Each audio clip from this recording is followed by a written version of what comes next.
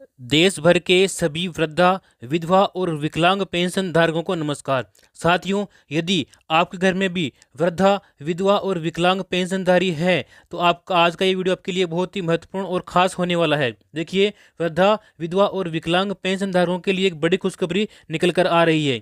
Pension धारकों के लिए नई घोषणा 2026 में हो चुकी है। जी हाँ साथियों, अप्रैल 2026 से जो पेंशन है उसकी राशि में बदलाव होने वाला है। देखिए, 3,000 रुपये की जो पेंशन राशि है वो किसको मिलने वाली है, और साथ ही 4,000 रुपये की पेंशन राशि किसको मिलेगी, 6,000 रुपये, और इसी प्रकार से 10,000 रुपये की जो पेंशन है वो किन किन को मिलने वाली है। अगर आप जानना चाहते हैं तो ये वीडियो आप अंत जरूर देखें। ये वीडियो आपके लिए बहुत ही खास और महत्वपूर्ण है।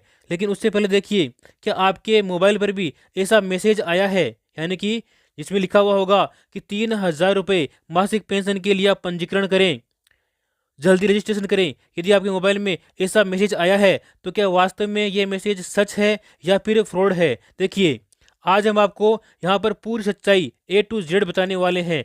आसान भाषा में आपको इसका मतलब समझाएंगे। देखिए, सबसे पहले आप जानिए कि ये जो मैसेज है वह क्या है।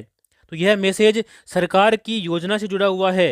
यह योजना है प्रधानमंत्री श्रम मानधन योगी योजना। जी हाँ साथियों, इस योजना में आपको बुढ़ापे में 3,000 रुपये प्रति माह पेंशन इसमें मिलती है। क्या सिर्फ रजिस्ट्रेशन से आपको 3,000 रुपये मिलेंगे? तो ऐसा बिल्कुल भी नहीं है साथियों, ऐसा बिल्कुल भी नहीं होने वाला है। इसमें आपको हर महीने थोड़ी थोड़ी राशि आपको इसमें जमा करानी होगी, और सरकार भी उतनी ही राशि जितनी आप जमा कराओगे उतनी सरकार की ओर से आपके अकाउंट में जमा करवाई जाएगी। अब देखिए, कौन लोग ले सकते हैं इस योजना का लाभ। देखिए, जो मजदूर लोग हैं, जो रिक्शा चालक हैं, साथ ही जो घरेलू कामगार हैं और जो किसान या फिर मजदूर हैं वो इस योजना का लाभ ले सकते हैं। इसके अलावा कौन कौन सी जरूरी शर्तें हैं इस योजना को प्राप्त करने के लिए। देखिए, जो भी इस योजना में अप्लाई करता है उसकी उम्र 18 से लेकर के 40 वर्ष के मध्य होनी चाहिए, और उसकी जो आय है वो 15,000 रुपये प्रति माह से अधिक नहीं होनी चाहिए। कितना पैसा जमा कराना होगा, उम्र के हिसाब से आपको अलग अलग पैसा जमा कराना पड़ेगा। आप कितना पैसा जमा कराना होगा, देखिए, उम्र के हिसाब से पैसा अलग अलग होता है। 18 साल पर आपको 55 रुपये प्रति माह, और जब आपकी उम्र 40 वर्ष की हो जाती है तो उस समय आपको 200 रुपये प्रति माह यहाँ पर जमा कराना होगा। जितनी जल्दी आप इस योजना से जुड़ेंगे उतना ही कम, यानी कि जितनी देरी से आप जुड़ेंगे उतना अधिक जो है आपको फायदा नहीं मिल पाएगा। इसलिए आप जल्दी से जुड़े और अधिक पैसा आप इसमें प्राप्त कर सकते हैं। यहाँ हम बात करेंगे कि इस योजना में आपको सरकार की ओर से कौन कौन से फायदे मिलने वाले हैं। देखिए, यदि आपकी एज 60 साल की हो जाती है तो 60 साल के बाद में हर महीने आपको 3,000 रुपये सरकार की ओर से पेंशन के रूप में दिए जाएंगे। अगर सदस्य की मृत्यु हो जाती है तो पति या पत्नी को मिलेगा पूरे 51 यानी कि पूरे 1,500 रुपये, यानी कि 50% पेंशन प्रति माह उनमें पति या पत्नी किसी भी एक को मिलती रहेगी। अब बात करते हैं रजिस्ट्रेशन के बारे में। तो आप इस योजना में रजिस्ट्रेशन कैसे करेंगे। देखिए, इसके दो तरीके हैं। एक तो आप ऑनलाइन कर सकते हैं आधिकारिक वेबसाइट पर जाकर के, और दूसरा है ऑफलाइन, आप ई मित्र के माध्यम से भी इसमें आवेदन कर सकते हैं। तो इस योजना में आवेदन करने के लिए आपको दस्तावेज कौन कौन से चाहिए होंगे। देखिए, सबसे पहला दस्तावेज है आपका आधार कार्ड, इसके अलावा बैंक खाता और मोबाइल नंबर। अगर आपके पास में ये सब हैं तो आप इस योजना के लिए जो है आवेदन कर सकते हैं।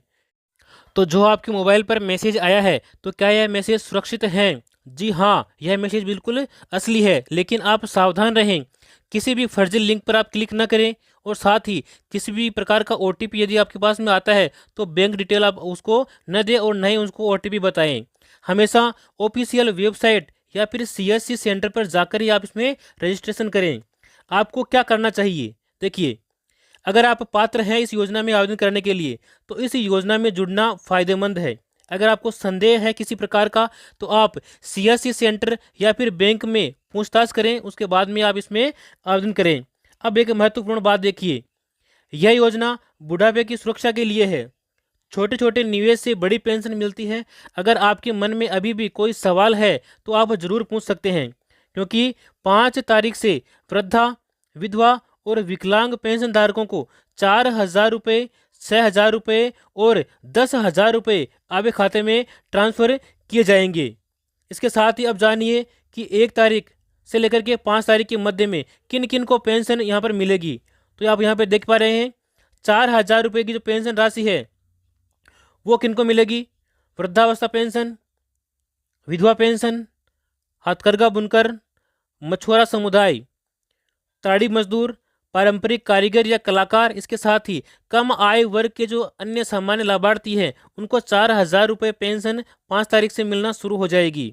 इसके अलावा 6,000 रुपये इन पेंशन धारकों को मिलने वाले हैं जो दिव्यांग पेंशन धारक हैं, यानी कि जो 40% से लेकर के 80% के आसपास तक विकलांग है उनको, और जो ट्रांसजेंडर पेंशन लाभार्थी हैं उन्हें, और विशेष सहायता श्रेणी जो अकेले और निराश्रित व्यक्ति हैं उनको भी 6,000 रुपये की पेंशन राशि जल्दी उन्हीं खाते में मिलने वाली है।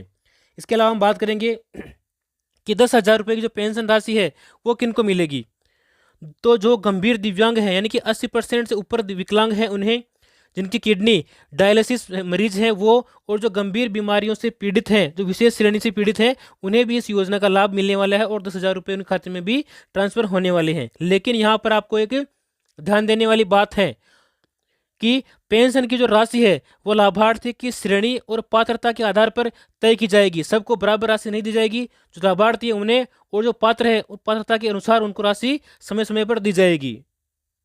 एक जरूरी सूचना है, ध्यान से समझें। जिन पेंशन धारकों की अपडेट कंप्लीट है उनको 5 तारीख तक पेंशन उनके जो है मिलना शुरू हो जाएगी। लेकिन आपको यहाँ पर ध्यान रखना है, सभी को 5 तारीख यानी 1 तारीख से 5 तारीख तक ही ट्रांसफर नहीं किया जाएगा, बल्कि 1 तारीख से 5 तारीख के बाद में भी जो सभी पात्र पेंशन धारक हैं उन्हें यह राशि ट्रांसफर कर दी जाएगी। अगर अपन पिछला रिकॉर्ड देखें तो पिछले रिकॉर्ड के अनुसार हर महीने की 1 से 5 तारीख के बीच में ट्रांसफर पूरा होता है। जिनका बैंक डिटेल और पेंशन रिकॉर्ड पूरा होता है उन्हीं को पहले भुगतान मिलता है। इसी आधार पर इस महीने में से भी 1 से 5 तारीख और उसके बाद तक सभी लाभार्थियों को पेंशन जो है वो मिलना प्रारंभ हो जाएगी और लगभग सबको पेंशन मिल जाएगी। अगर आपको पेंशन नहीं मिलती है तो आप क्या करें? देखिए, सबसे पहले अपना जो पेंशन का स्टेटस है वो आप चेक करें। जो भी अपडेट अधूरी है उसे आप तुरंत पूरा करें, और पेंशन नहीं मिलने के मुख्य कारण कौन कौन से वो भी आप यहाँ पर जान लीजिए ताकि आपको आसानी रहे। देखिए, बैंक खाता की जो अपडेट है वो यदि आपकी पूरी नहीं है तो आपको पेंशन नहीं मिलेगी। आधार लिंक नहीं होना, KYC नहीं होना, अधूरी होना, जीवन प्रमाण पत्र आपका जो है जमा नहीं होना, इसके अलावा पात्रता की जांच में समस्या आना। अगर 5 तारीख तक या 5 से 15 तारीख की मध्य तक भी अभी यदि आपको पेंशन नहीं मिलती है तो आप ये काम जरूर करें। ये काम कौन कौन से हैं? देखिए, पहला काम है आपके जो बैंक खाता है उसकी जांच अवश्य करें, DBT सक्रिय है या नहीं है। आधार लिंक और KYC तुरंत अपडेट करें। जीवन प्रमाण पत्र आप जमा करवाएं। पेंशन पोर्टल पर जाकर के अपना स्टेटस चेक करें, और साथ ही संबंधित कार्यालय या फिर जन सेवा केंद्र पर आप संपर्क करें और अपने पेंशन को अपडेट करवाएं ताकि समय पर आपको पेंशन मिल सके। अब एक महत्वपूर्ण सलाह देखिए, जिनकी जानकारी पूरी है और सही है उनकी पेंशन बिना किसी समस्या के ट्रांसफर हो जाती है। इसीलिए सभी समय पर अपना जो अपडेट है वो पूरा करें, यह बेहद ज़रूरी है ताकि आगामी पेंशन आपको समय पर मिल सके।